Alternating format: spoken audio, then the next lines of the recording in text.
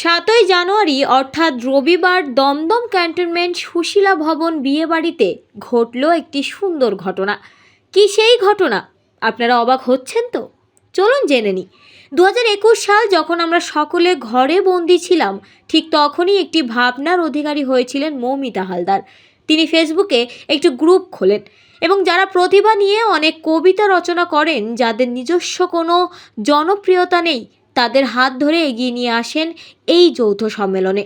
তারই গ্রুপটির নাম মৌমিতা সাহিত্য পরিষদ। মৌমিতা হালদার বিয়ে করে নিজের শ্বশুর বাড়িতে আসার পর তার জ্যাঠামণি গৌরাঙ্গচন্দ্র হাওলাদার একজন প্রতিভাবান চারণ কবি সাহিত্যিক। তাকে অনুসরণ করে মৌমিতা হালদারের পথ চলা শুরু। তিনি বিভিন্ন দেশ থেকে মহাদেশের কবিতা লিখে সম্মান অর্জন করেছেন এবং পুরস্কারে সম্মানিত হয়েছেন। সেই সমস্ত ছবি আপনাদের সামনে তুলে ধরব নিউজ 24x7 টিভির পর্দায় এই ভিডিওটির মাধ্যমে। এছাড়াও গতকালের এই যৌথ সম্মেলনে ভারত তথা বাংলাদেশের সমস্ত প্রতিভাবান কবিদেরকে নিয়ে এই অনুষ্ঠানটি আয়োজিত হয়েছিল এবং সকলকে সম্মানিত করা হয়। এছাড়াও একটি ভিডিও কনফারেন্সের মাধ্যম দিয়ে মৌমিতা সাহিত্য পরিষদের পক্ষ থেকে মনদ্বীপ বইটির সংস্করণ হয় এবং সকলের সামনে আসে। এই ভিডিও কনফারেন্সে দেশ মহাদেশের বিভিন্ন প্রতিভাবান মানুষজনেরা উপস্থিত ছিলেন। ইউনাইটেড নেশনের হিউম্যান রাইটস কাউন্সিল অব আমেরিকার ভাইস প্রেসিডেন্ট ডক্টর ABMK ভাড়া প্রসাদ এবং human rights president of America doctor Ramakrishna Saha, এছাড়াও আরও গণ্যমান্য ব্যক্তিত্বরা। মৌমিতা হালদারের এই অপরূপ চিন্তা ভাবনা এক কথায় সকলের নজর কেড়েছে। এই সমস্ত কিছু নিয়ে গতকালের এই অনুষ্ঠান আলোকময় হয়ে উঠেছিল। পরিষদ প্রতিষ্ঠা করেছে 2021-এ তেসরা এপ্রিল। সেখান থেকে আমার জার্নি, ভালো লাগা, আমার সাথে রয়েছে এবং তাদের লেখালেখি আমার প্রেরণা দিয়েছে। তারা সুন্দর লেখালেখি, ভালো লেখা দিয়েছে। আমার কাছে একটা বিরাট প্রাপ্তি যে আমাদের গ্রুপে, আমাদের সাহিত্য সংগঠনে এত ভালো ভালো কবি আছেন এবং তারা লেখা দিয়েছে, আমাদের সাহিত্য সংগঠনকে সমৃদ্ধ করেছে। এটা আমার কাছে একটা বিরাট। আচ্ছা, এখনকার দিনে যেটা দেখা যায়, জেনারেশনে বই পড়তে একেবারে দেখাই যায় না, তাদেরকে কিরকম ভাবে উদ্বুদ্ধ করবেন এগিয়ে আসতে বই লেখা? আমাদের যারা ছোট ছোট যারা আমাদের শিশুরা রয়েছে, তাদেরকে আমাদের এনকারেজ করতে হবে, উৎসাহ দিতে হবে। বিভিন্ন রকম বই, শিশুদের বিভিন্ন রকম বই আমাদের প্রকাশ করতে হবে, আমাদেরই এগিয়ে আসতে হবে, ছোটদের জন্য আমাদেরই পথ দেখাতে হবে।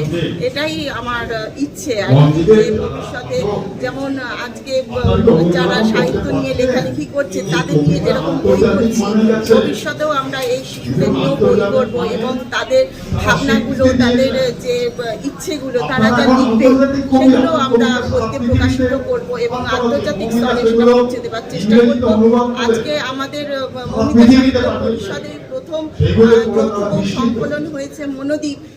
সেই মনোদ্বীপে আজকে আন্তর্জাতিক একটা কনফারেন্স হলো। আমেরিকা, ইন্ডিয়া, নাইজেরিয়া সহ আমাদের একটা আন্তর্জাতিক কনফারেন্স হয়েছে 11:30 থেকে 12টা পর্যন্ত।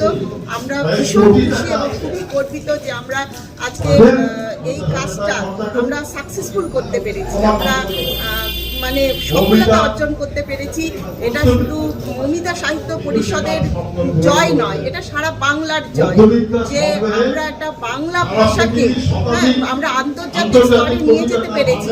আমরা সেই বাংলা ভাষাকে আমরা সেই ইউনাইটেড নেশনসের জায়গায় পৌঁছে দিতে পেরেছি এবং সেখান থেকে আমাদের বইটা আন্তর্জাতিক স্তরে সম্মানিত এবং আমরা শুভেচ্ছা এবং যা কিছু আমরা পেয়েছি আন্তর্জাতিক স্তরের সার্টিফিকেট সবকিছুই আমরা বইতে ছাপিয়েছি এবং আমিও দেশ বিদেশের বিভিন্ন জায়গায় লিখছি। আমি প্রায় প্রচুর দেশে, প্রচুর মহাদেশে আমার কিছু কিছু সার্টিফিকেট ওখানে রাখা আছে।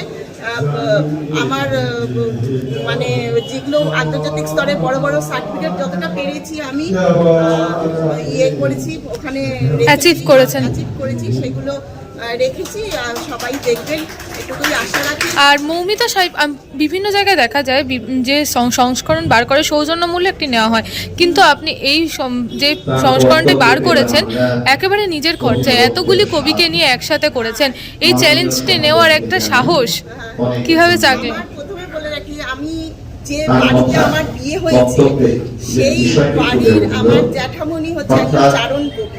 তাকে দেখেছি কিভাবে সে লিখেছে, তাকে দেখেছি কিভাবে তিনি সাহিত্য চর্চা করেছেন, তাকে দেখে আমার মানে উৎসাহ জেগেছে। লেখার প্রতি আমার একটা ভালোবাসা প্রথম থেকেই ছিল, ছোটবেলা থেকেই ছিল।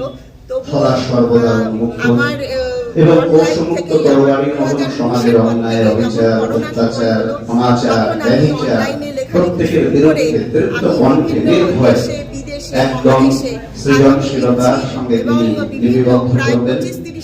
যদিও প্রাসঙ্গিকভাবে বর্তমান যে আধুনিকতার আগ্রাসন, সেখানে আমরা প্রত্যক্ষ করছি যে অনেক কবি সাহিত্যিক তাদের কলমকে বিক্রি করে দিচ্ছেন অর্থের বিনিময়ে। অর্থাৎ তুমি আমার হয়ে দেখো, আমি তোমাকে বড় লোক বানিয়ে দেবো। এবং এই একেবারে লকডাউনের সময় মৌমিতা সাহিত্য পরিষদ চালু হয়েছে। আপনার মৌমিতার অনেক স্বপ্নের ব্যাপার, অনেক দিনের স্বপ্ন ছিল সে নিজে একটা অনুষ্ঠান করবে এবং তাতে সমস্ত কবিকে সম্মান জানাবে। আজকে সেই দিনের শুভ উদ্বোধন হলো এবং এর জন্য আমিও সাথে থাকতে পেরে খুব গর্বিত এবং ধন্য।